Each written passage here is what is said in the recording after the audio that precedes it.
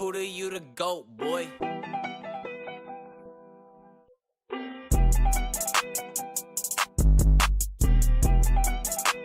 What's up, bro? Alright, what's up? It's so nice. Oh my God. All right, we're signing off. We're gonna go do our visualization. We'll get at you at halftime. Game day! It's game day.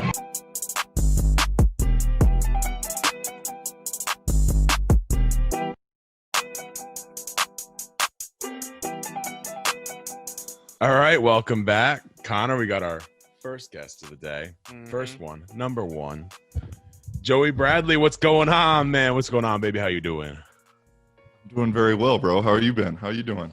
I'm doing good. Now, here's another guest that I know personally. You know too many people, Chris. I want to bring people on that I know. I like talking to people I know. And we brought him on because you can bring on any football player. But he has a difference here.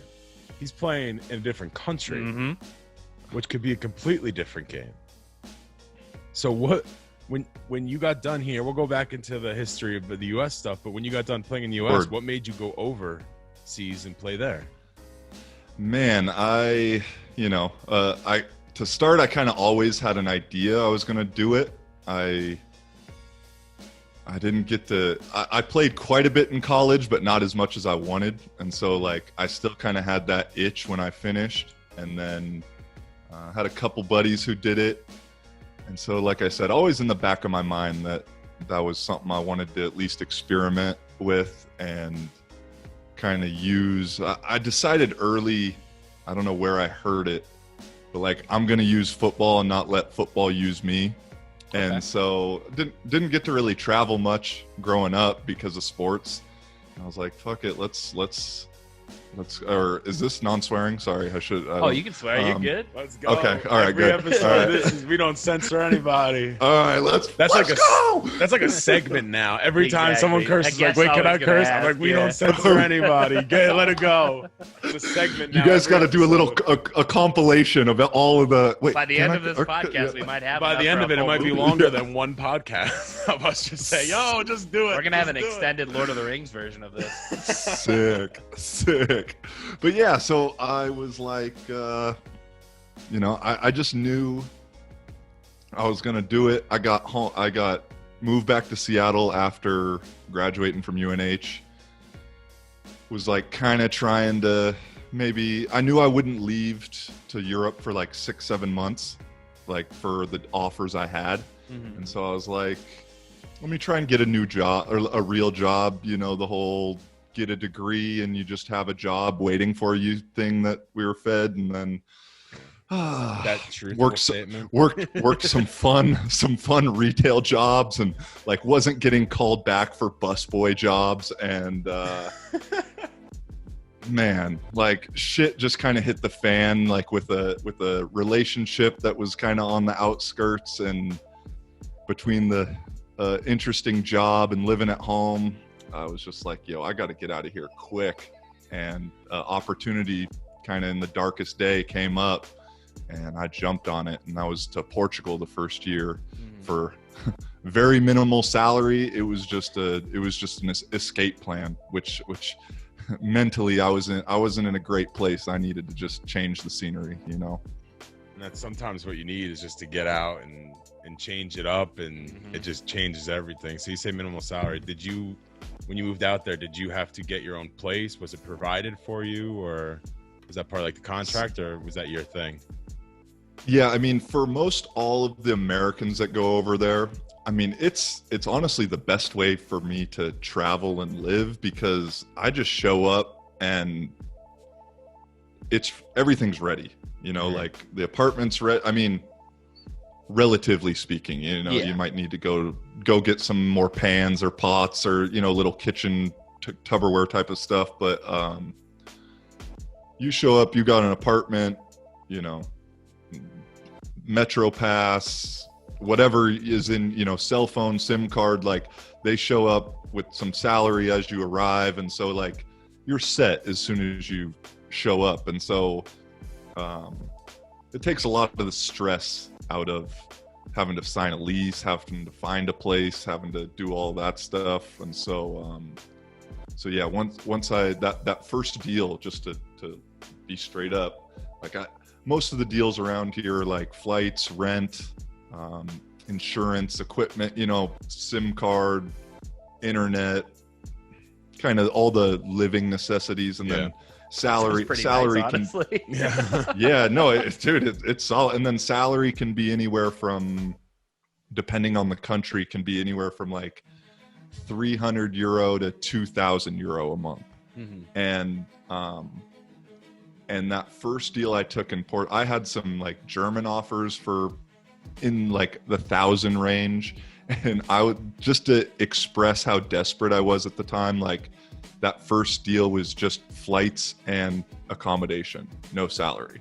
And I was like, let's rock. And I had saved up some money from working. And like I said, I was just in I knew I needed to change of scenery, or else it was going to get weird for me. With the salary and stuff like that, I mean, you get a lot of stuff added in. So do you need to ever work another job as well, or you can just focus on football? Yeah, I mean, you definitely have the time if you wanted to. It's kind of tough with like visa stuff to actually get a like legitimate job. Here in Czech, I was I call it teaching English, but I mean I was basically just having conversations with people and getting paid to do it. And so like I was getting, you know, just paid cash for that. But for the most part, as an American guy, no, you can survive on whatever the salary is. I mean, with everything included, I mean, that's what's your expenses, groceries and leisure? Exactly. Yeah. Exactly. So like I could see that. That's great. Wish I was good enough at football to go over there. Yeah, man. No, it's a sweet gig. I won't lie. There's obviously some negatives to everything, but like, you know, Czech Republic out here, I probably spend. I went grocery shopping a couple days ago. It was like 1,000 crowns, so that's like maybe $40, $45 for the week. And, you know, I mean, maybe actually I'll end up spending another 10 on another day. So probably about 200 a month, 250 a month on groceries. And then, not bad at man, all. out here in Czech Republic, beer is cheaper than water. And so like, I'm not a big drinker by any stretch, but for the principle, like I'd rather get a beer than just some water if I'm going to have to pay for it. And so, that's where they get you. I mean, that's how they got me when I studied abroad. They got me. Yeah, isn't it funny that beer is cheaper way over there, but you come here and it's like soda is cheaper than water? Yeah. Like exactly. That's how they get you. That's exactly how you get you. So let's go back a little bit before we keep going. Oh, go ahead. I was just gonna say, but we need to be concerned about our health at all times. Yeah, of course. Let's go back a little bit. So when you were first coming up, what made you decide to play football? Man, I've played since I was like 9 or 10, and my dad was my coach growing up from up until freshman year of high school. And so like I definitely got the love of the game from my dad, and always have played quarterback. Literally probably have like 10 snaps in 20 years at another position. And you know, in the beginning it was weird because we were just we ran wing T, and so you never throw the ball when you're young that much. And I only played quarterback, but I still loved it. And but first love was baseball, bro. And then after, I don't know when it really took over, but then football became the main. I think once I was really good at baseball in the beginning. And then like once people started throwing curveballs, that's kind of when my game started to decline. And so that's when football kind of became when fastballs weren't getting lobbed in every time. Exactly. And then at that time, football, I'm actually starting to throw the ball. And so like they switched in how much fun they were. And so then you went to community college in California and then North Dakota State, and you decided to leave. What made you decide to leave North Dakota State? Well, actually, I was just at UND. I was just at North Dakota, not North Dakota State. But it just political correct answer is it wasn't a good fit. I started my first 7 games there when I was a sophomore, and beat out a fifth-year senior, who'd been in the program for 5 years and was the backup the year before, and had a solid start. We were more of a run team, and then came out that 7th game and had a bad first quarter, basically, like probably the worst first quarter of my life. And it was just kind of like faith was lost in me. I didn't really gel too well with the coaching staff. Yeah. It was kind of like old school North Dakota, kind of like if you weren't from North Dakota, Minnesota, Wisconsin, you kind of weren't the country. You weren't like one of the guys, kind of, or like that's how it felt. And so like the Cali guys, we had some Cali guys, some Texas guys, some Arizona guys, like there was and some Florida guys. Like it was a divide of like who hung out with each other, and I felt like the coaching staff was a little biased towards location. I think the non upper Midwesters tended to, I don't mean this in a bet, but like question things, like we'd be in the weight room doing something, and like, I'm not being a dick, but I just want to know why I'm doing this specific workout, Sure. I'm to learn. And they'd kind of take it as like, oh, you're talking back. And then they bring in a fifth-year senior transfer from North Carolina in the winter going into my junior year.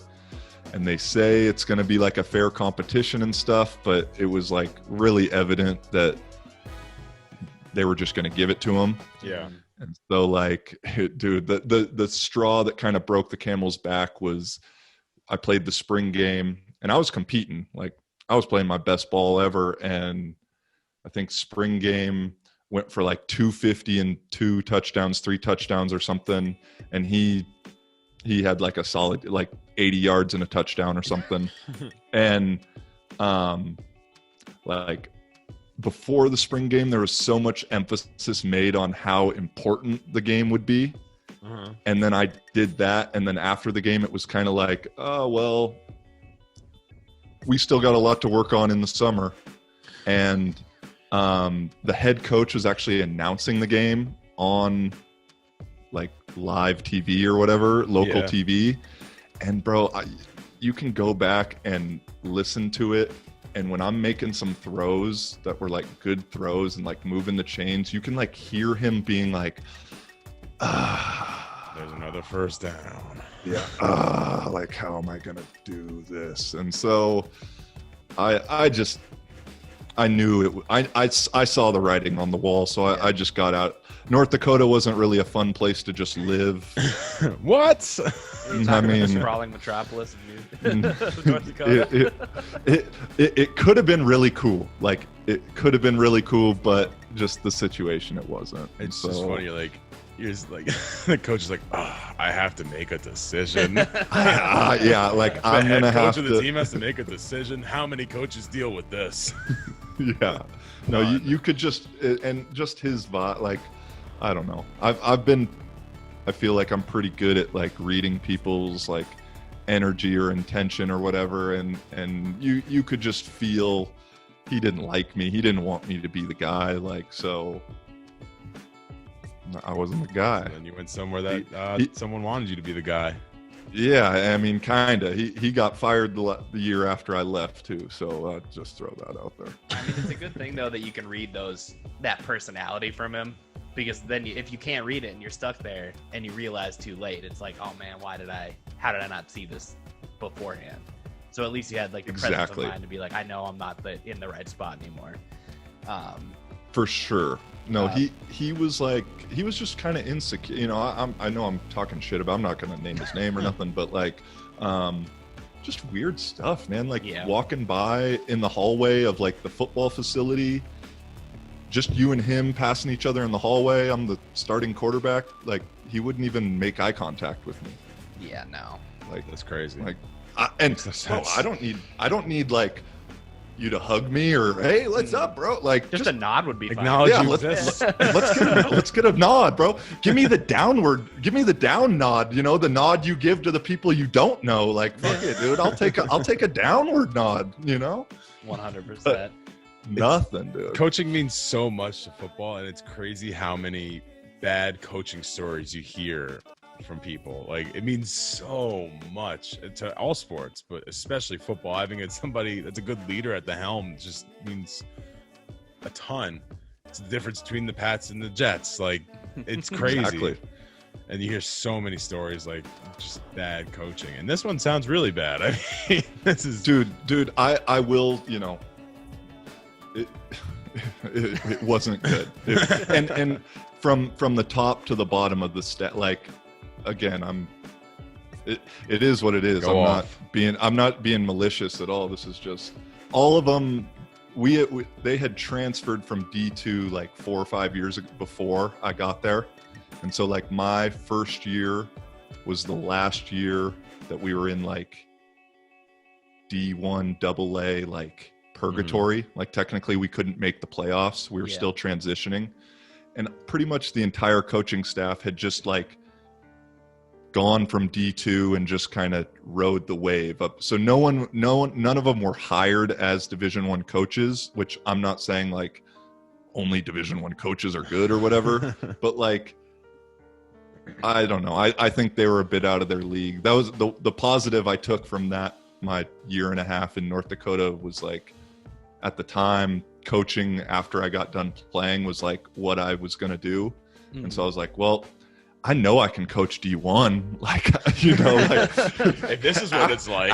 if this is the staff, like I could do this tomorrow, you know, like,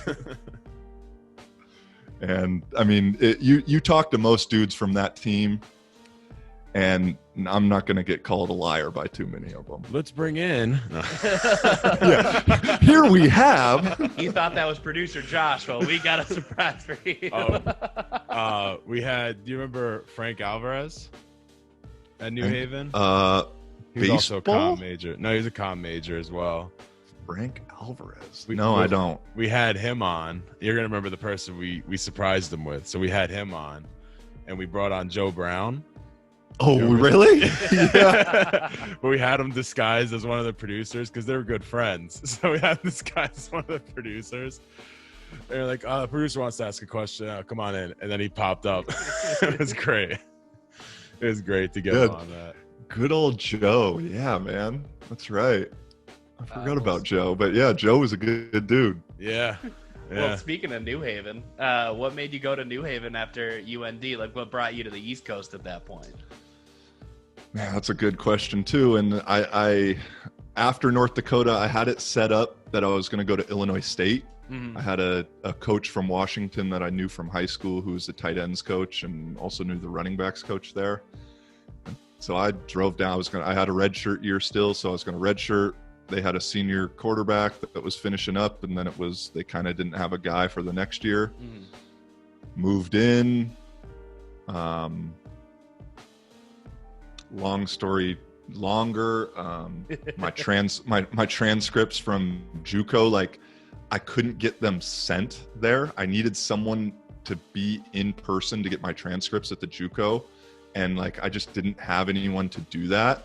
And so transcripts took a while, and then the Illinois State at the time had some like weird transfers coming in, and so the compliance office was super sketchy, so like no favors were being made to me. Mm. And so I got told like, yo, we're not going to be able to get you in here in time, so you got to go home. And so took a semester off. Worked the graveyard shift at Gold's Gym, and knew I had to go D2 after that. And so just started researching Division II schools, and basically went through the list of like who was a winner. Mm. No. First I went, who had a senior quarterback, who won, and who threw the ball. And literally, like, for that, like, list, New Haven was the best. And so I probably sent out like 50 emails. I'm figuring, like, you know, I have decent little highlights from Division One, like D1 bounce back to D2. Figured I'd get some calls, some interest. Nothing. And the only people that emailed me back was Coach Ross at New Haven, and so it was just like the universe working. And somehow I like convinced him to give me a visit out there. So they flew me out from Seattle, which is like unheard of for D2 like football, and had like kind of a little tryout and did really well. And so they were like, all right, we want you. And I didn't have any other options, but I made it, I want kind of you made too. it. This is perfect match. Exactly. Like, I kind of made it seem like I had one or two other things that I was thinking about just to try and get that money number up, but I was bullshitting. And so that's how I got out to New Haven, is a little bit of research, a little bit of luck, and a little bit of hustle. when you got out there, was Ross still there, or did they change to Pincus at that point? I don't remember. Ross was my first year there, was Ross's last year there. Okay. And so I transferred in, and I'm thinking, you know, like, we had I didn't really play much my junior year at all, because we had Ronnie, and you know, they kind of told me going into like recruitment, like, we got a guy who's a backup, but he's kind of more of an athlete, you know, more of a runner. Yeah. And, you know, maybe like he's going to get some time, but we could see maybe kind of like a 2 QB system. And I was like, you know, cool. Like I said, I didn't have another option. So like I was going there, and New Haven for D2 is like, I think, one of the cooler spots. And it's a good spot. And so that junior year was tough though, man, to go from like 2 years. Last time I started was like against Derek Carr at Fresno, and then the next time I play, I'm coming in garbage mop-up time against St. Anselm College while we're up by 50. I mean, You know, so St. Anselm, that's probably the cooler experience, right? yeah, there were, I All think, those more professionals come off that team. Yeah, there was maybe 17 people in the stands for that game. You know. So yeah, that junior year at New Haven was tough, and then I at least I was like, okay, well, Ross like will ride with me next year. You know, like I'll be Ross's guy the following year, and then he was gone. Here we get an email, and Coach Ross got a new job, and we got a brand new staff coming in. So, but you still were able to go your senior year, thankfully. I yeah, remember senior that. year. I mean, exactly. We had that was an up and down year, but yeah, we had some fun, and then that senior year they didn't really have a choice but to play me, because we didn't really have anybody else, luckily. I know. I don't know about anymore, but when he first came in, Pincus, I know a lot of players that weren't too fond of him. They were not. Yeah, too I mean, fond. he like funny. This is a good story about Pince, which I love. Like Pince, I'm friend. Like I fuck with Pince heavy. Good. I love his family. I'm all about it. But like the day I met our first meeting we had, I wonder if he remembers this, and if he was really thinking how I interpreted it. But first meeting, we talk.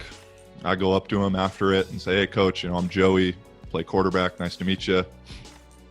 And we had two kids that redshirted the year before that were good athletes, that I think in his mind, he knew he was building for the future, that he was thinking in his head he's probably going to go with one of the redshirt freshmen, ride that out rather than the old washed up senior from the Northwest, you know?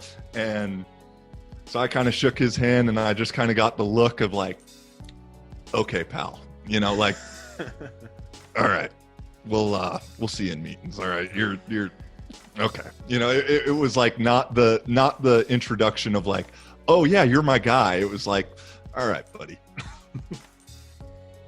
Awesome.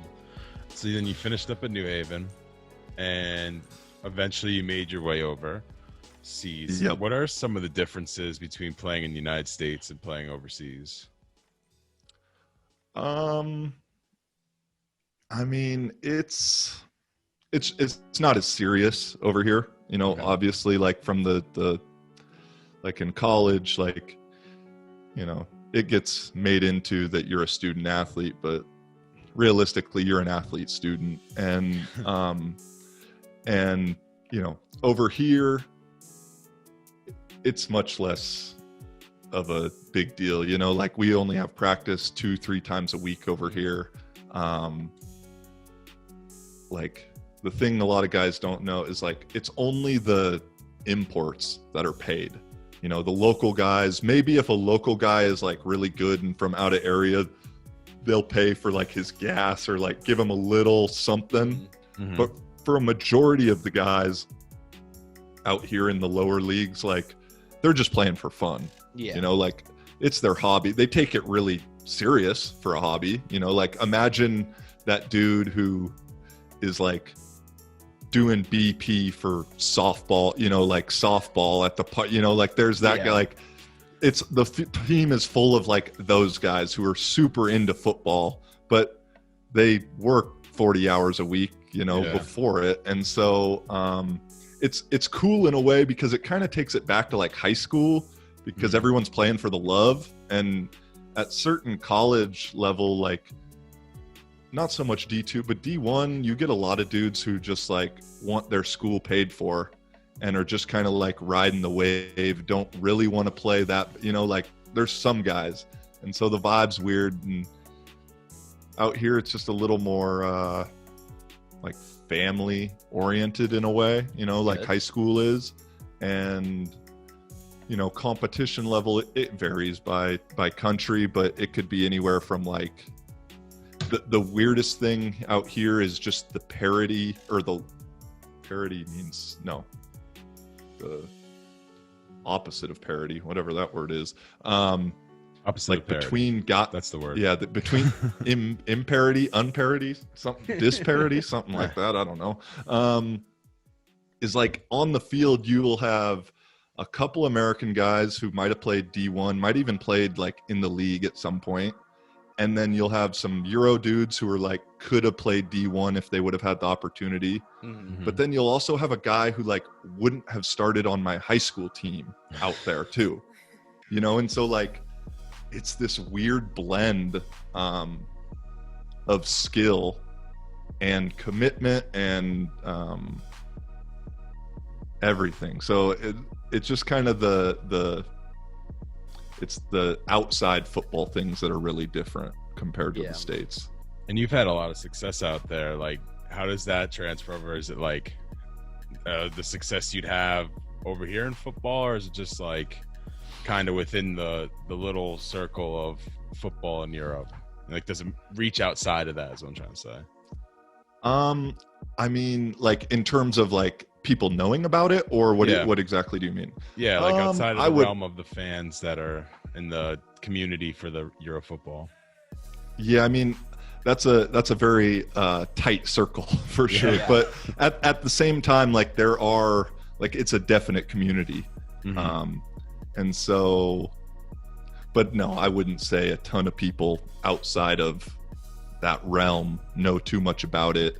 You know, they're starting to try and get like a site that is kind of becoming the site for all the countries to stream from. Mhm. And so like I could see in the next like 5 to 10, Germany's starting like a somewhat true professional league next year, or at least they're trying to. And so I view football in Europe right now kind of like how maybe soccer was in the States in like the 90s, maybe like early, you know, like some people really care, and then most people don't even know it exists and don't give a fuck about it, you know? And so I think a key to my success though has been I also am like the OC. Okay. And so I'm coaching, like, which is a huge advantage because for the team, because I'm one guy doing like 2 or 3 jobs. Mm-hmm. And then for me, because like there's some American coaches that come out here, but as we've already covered, there's a lot of shitty coaches at Division 1. Yeah. There's not too many quality American dudes that come out and coach only out here. If they're not making it in D1, D2, D3, or high school, I mean, there's a lot of jobs to coach in the States, and so I've ran into trouble. Like the one season, I left a team in Finland before it started because we had an American coach, and I wasn't going to be the OC, and it was going to be a scary year. Like I knew. And so I got out of, and so being able to kind of coach, and I'm calling my own plays. I'm like, it's all in my hands, you know? Yeah. And I guess that could be a negative, but like for me, it's been, I think, a key to the success. Is that something you can kind of just do? Like, do you have a strict contract, or if you decide this isn't going to work, you could just leave the team? I mean, that's a good, I don't know. I think like we do sign contracts, that does happen. Although shit, now that I think about it, here in Czech, I didn't even sign a contract. They were cool though. They were never late. They hooked it up anyways.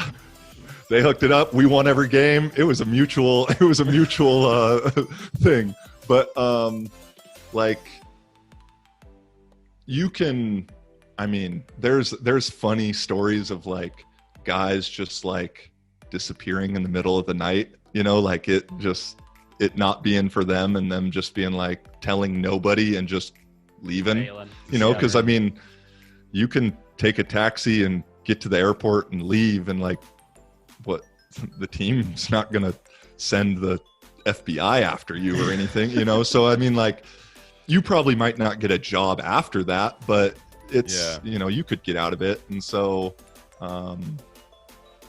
I like, there were some other things in the contract that weren't being upheld. Like, so I kind of had somewhat of an excuse, not just like just not to say it's because of him, but I mean, it was because of him. So outside of football, you also host Living for a Living. Can you tell us a little bit about that? Yeah, man, it's like that's what's cool. It's fun to be the guest on a pod, you know, because I started Living for a Living, which is like my Twitter handle, Instagram handle, TikTok handle now, you know, everything, all the socials, you know, and it originally started, and I still do like vlogs and stuff. I like to do more like travel vlogs when I go to Asia, or like when I'm just actually traveling rather than kind of daily vlog stuff. But, and so I have some cool stuff from when I was in Nepal. But then this last year or so, as you can tell, I like to talk, and I like to, you know, Chris and I were talking the other day, and I said, like, you know, having a podcast is just a great excuse to have a conversation with somebody you want to know more about, you know, and in our day and age with cell phones and distractions all the time, like as soon as you put a camera and a microphone in front of somebody's face, like all of a sudden it becomes legitimate, and they won't look at their phone. And so like I started the podcast about a year ago, and through, you know, being from Seattle, JUCO in Cali, North Dakota, quick stop in Illinois State, Connecticut. I lived down in Florida for a little bit and was working at this combine facility.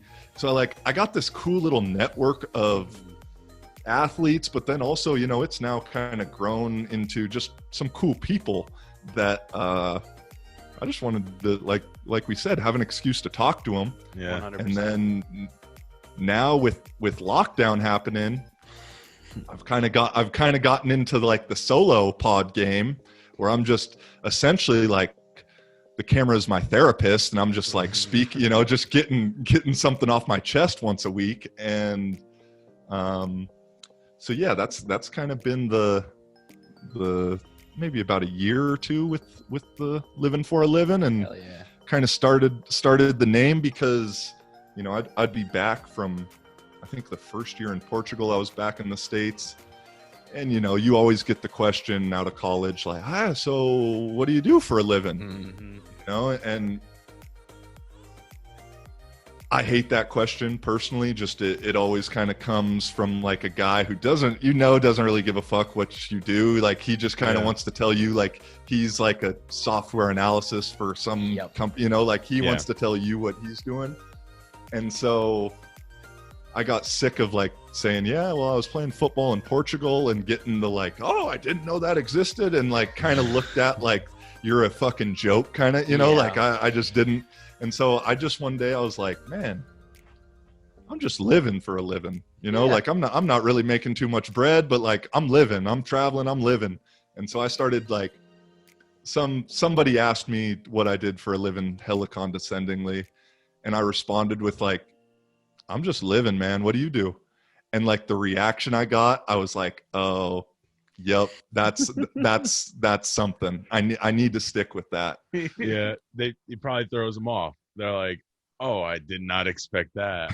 I'm just working at the local sporting goods store. I don't know how to respond to this one. And it's Exactly. such a profound, like, you have the other person has to think at that point, like, Yeah. they go into their head and they're like, what am I doing? Yeah, I used to Exactly. hate that question when I went home. I felt like I was doing some cool stuff, and like the person that would ask that's always doing, like I just said, working at the local thing, but they just think they're making so much money that it's like, I just told you I'm working with the Red Sox, and you're working at Dick's Sporting Goods. Like, why are you being condescending? I don't get it. I'm not even being condescending. I think that's just kind of like life nowadays. Some people just really like to feel like they're above somebody, so they're always looking for that opportunity to be like you were saying, like they're looking to talk about themselves in those questions. And I think we see that a lot more nowadays, so it's good that you kind of came up with something that puts them on their toes and they kind of have to react in a certain way. I mean, I will admit and pat myself on the back, I felt super clever when I came up with it. There you go. Yeah. and then I thought to myself, I was like, all right, like I can't be this clever. Someone's already thought of it, and there's literally like nothing else. And so I was like, all right, I'll run with it. And then look at it now. How long have you been doing that? Living for a living? I mean, let's see. I started in Poland in 2018, I think. March, May. So going on like two years with doing some vlog stuff, not very consistently. And now the pod, I started like about a year ago, and like the first like 10 episodes, 12 episodes were with guests. And then I'm on episode like 34 right now. So the last like 20 have been solo. And so like we were talking before this is like, I need to start doing the Zoom game, because like I like doing the personal, like in-person conversation, great, but like having Zoom, it just, you can't be in person, and it's pretty dang close. It's a nice middle ground. Yeah, for sure. And we're in 2020, right? I mean, with lockdown lifestyle, and I mean, I'm who knows where I'm going to be living. And so like, if I want to get a guest that isn't local, like what we did, I got to do it. Like what we did with you. Exactly. And so I got to get on that. And especially now that, like, in the beginning, I think I kind of tried to like almost like not hide behind the guest, but like I was always trying to make the guest the star. And you realize you're the star. Yeah, I mean the guest is the star also, but fuck, it's my thing, So like people need to be tuning in for you, and like not just the guests. I mean, you're going to get some people for just the guest, but you have to also be entertaining. Exactly. And Yeah. so now that I've done like 20 solo ones, I'm super excited to do one with a guest and it being just kind of more back and forth. And yeah, exactly. Yeah. You know, like my best one I did was with this dude named Trevante Williams, who he plays basketball in Portugal. And I was just visiting there one day or one weekend, and we randomly linked up on Instagram, and he was like a big guy believer in the universe like me, and I was like, yo, you want to do a pod? And he was like, yeah. And he had like nothing on Google about him. Like, dude was from Alaska, had a weird path to get there, but like nothing on Google. So like I had not one note going into the You really just had thing. to like let him talk. Yeah. Bro, we just flowed. And I mean, that was my favorite one. You know, we went for like an hour 50 just nonstop. And I mean, went from his story to shit, man. We went forever. His story, which was crazy, to, you know, universe, to like he was like homeless at one point, talking about psychedelic. I mean, we talked about everything, you know? Yeah, that's crazy. It was cool. That's awesome. So, gotta wrap up really quick. I got one more question for you. Yeah. If you're talking to somebody that's kind of in your shoes that just wants to continue football, might not have a shot at the NFL or something like that, what would you tell them? What kind of motivation or advice would you tell them to keep going? I mean, first, you know, it's definitely possible, you know, to continue playing, whether it's in shoot now, you know, there's leagues in all over Europe, Mexico, Brazil, Japan, China, you know, that are all like, American football is growing, whether despite people know that or not, it's definitely growing worldwide. You know, the main thing is like, you got to be independent, because you're going to be in a country that probably you don't speak the language of, and depending where you are, maybe they speak decent English though. But you're going to have to like get over some language barrier type of stuff. You know, you're going to the gym on your own for the most part. Like, it's not like team workouts really for the most part.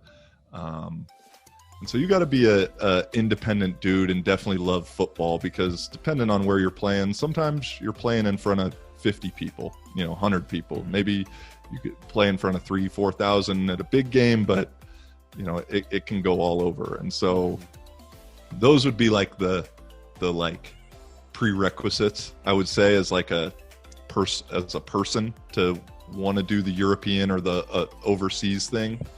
But then like the way I got my gigs and still do now is there's a website called europlayers.com. And I should make them sponsor me, since I plug them so much. And it's essentially like a LinkedIn, but for American football abroad. And so you create your profile, highlight tape, you know, a little bio, all that kind of stuff. And then teams will hit you up there. You can message teams there, and then